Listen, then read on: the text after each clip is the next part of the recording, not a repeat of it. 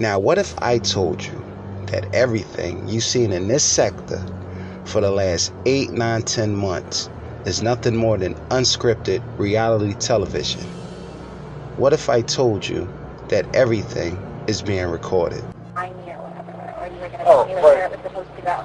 That's why like today when you asked me for money, you threw me off guard, and I told you okay. Oh, right. I said to you, oh, okay. Now, what if I also told you that there's a small group of individuals in this sector that actually knows what really is going on?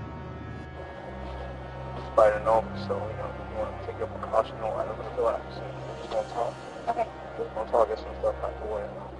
Alright. What if I told you that a situation like this actually already occurred in real life, where actors was involved, troublemakers, puppet masters, even the police? Yes, a crime scene was created. A person was arrested, tried and convicted, and actually went to jail. I was accused of something that I didn't do. Trying to explain away that incriminating video. Her explanation, she was simply acting. This is supposed to be something you guys are going to put online so that you can get publicity. On social media, yeah. On social media. Right. So we can try to get an acting job from it. What if I told you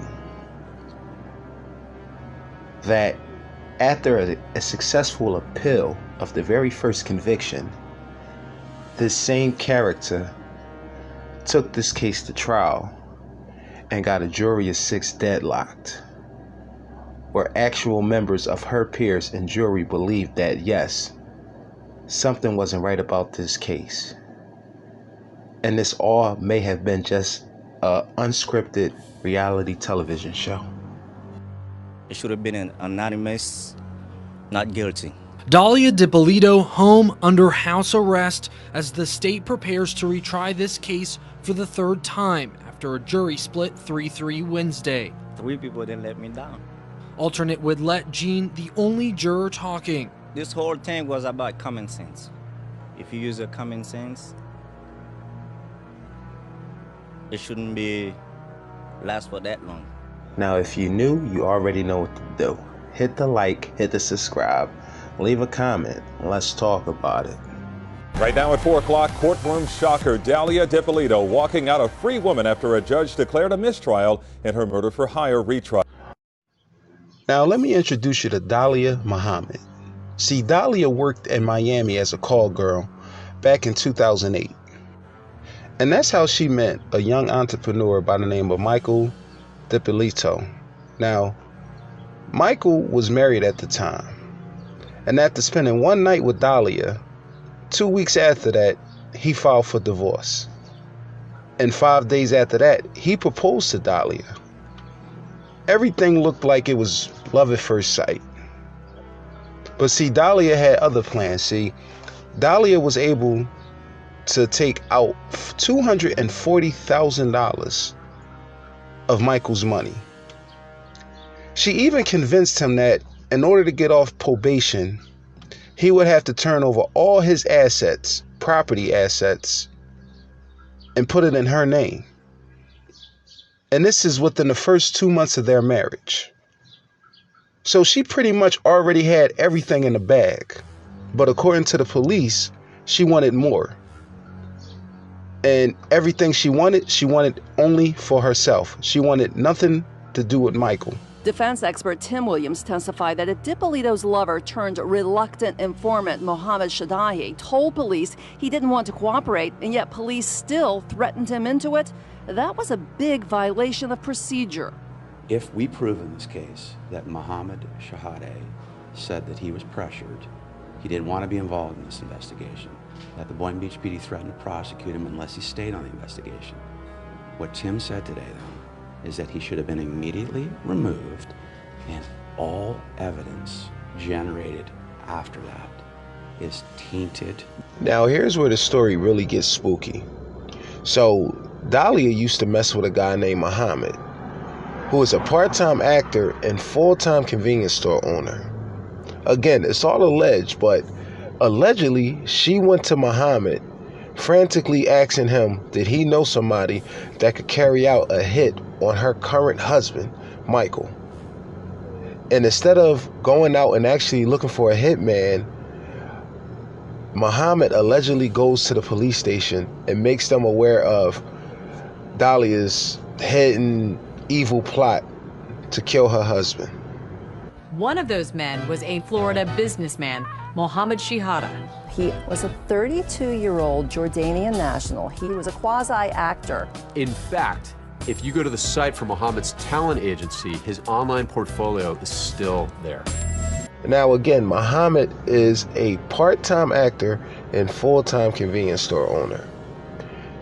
So the police actually uses Muhammad's car and plants a camera in there where you could hear Dalia and Muhammad come up with not just a price, but also a way of obtaining a gun to kill her husband.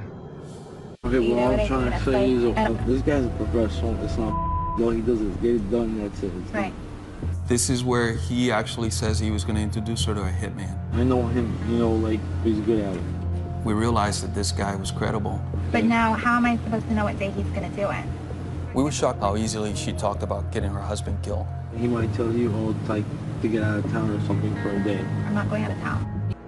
Now, in that tape, you can hear Dalia saying that she only has $1,200 on her, and they agreed to a price of $8,000 to kill her husband.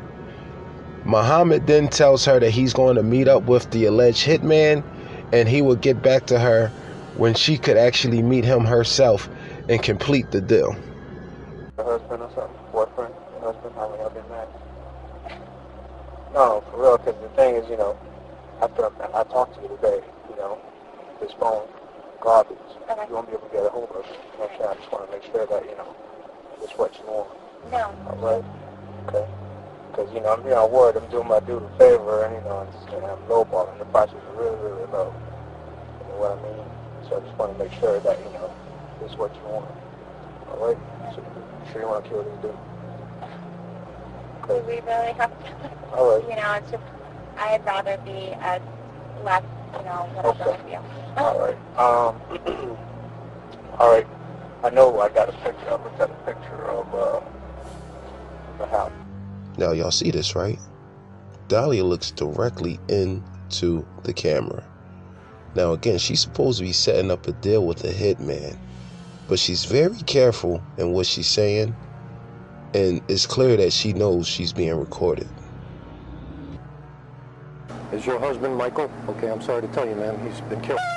The spotlight has now been put on this video made by the Boynton Beach Police Department, which the defense argues was staged and posted online to impress the crew of the TV show Cops and displayed a lack of integrity in the investigation, a claim the police department denies. But on Monday, the judge ruling that the infamous viral video will be shown to the jury.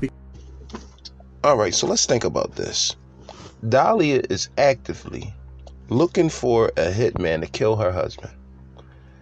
And the police was lucky enough to get wind of it, get probable cause to arrest her, but decides to drag their feet and stage a fake crime scene. So what would have happened if Dalia found a hitman for a cheaper price that wasn't an undercover police officer and the murder actually took place? Who's liable for Michael's death? If the police was made aware of it a week or two prior and had enough probable cause but decided to set up a time and a day just to stage a fake crime scene, who's liable for Michael's death? I don't think any police department will go through that much trouble just to put together a fake crime scene for a reality television show, unless they know that there's really no murder for hire really being taken place. Defense calls a former LA cop to review the Boynton Beach police investigation into Dalia Dippolito, and he roundly criticizes a long list of supposed mistakes made by the department. If you believe that a suspect was going to kill her husband, would you immediately arrest that suspect? If I have the probable cause to do so, yes. But on cross-examination, prosecutor Craig Williams blasts back immediately. So these are the worst cops you've ever seen? No. No. Okay. What you just said, your testimony is they did nothing right in this case. Nothing. That wasn't my testimony. All right, now, I know some of y'all are thinking, what does this case have to do with this sector? So what I want you to do, I want you to take notes. I want you to take into consideration some key facts and factors of people that could be involved in what's going on in this sector. I mean, think about it. Why does this sector have actors, actresses, lawyers, screenwriters, and police? Think about it. Also, how come every content creator has been compromised? I mean, if you want to push a certain narrative about any content creator in this sector, at any time you could push the button and say, this one's a drug addict, this one's an alcoholic, this one's a drug dealer, this one is crazy, this one has mental health issues. I mean, the list goes on. And then you have the situations where you got content creators whose channels have magically vanished. So you could easily rewrite history right now. And only those who have been here since day one can really give you a legit timeline on everything that has really happened in this sector. So in part 2 of this video, we're going to go over all those key factors and try to put together all the pieces to this puzzle. So make sure you like, subscribe, and stay tuned for part 2. I'm out of here.